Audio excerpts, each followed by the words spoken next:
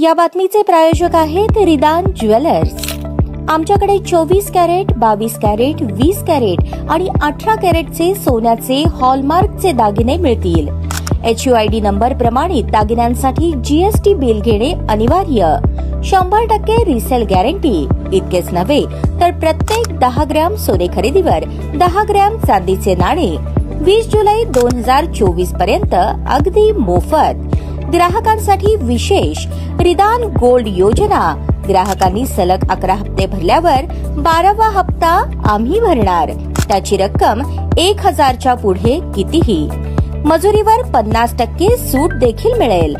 पत्ता रिदान jewellers, 133 new तिरेगाव, Chandni Chowk, forest, Solapur.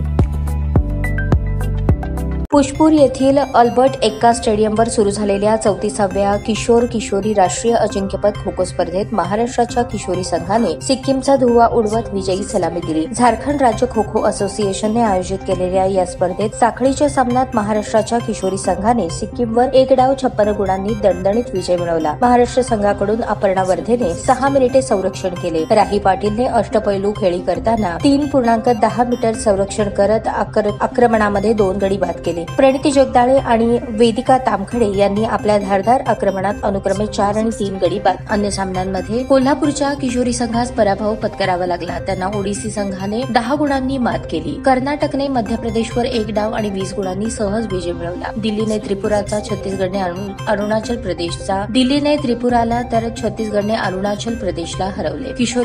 Kishore गटात कर्नाटकने झारखंडचा, हरियाणाने मणिपूरचा, तेलंगणाने उत्तराखंडचा तर दिल्लीने पुदुचेरीचा पराभव करत गटातील आपले सलामीचे सामने जिंकले।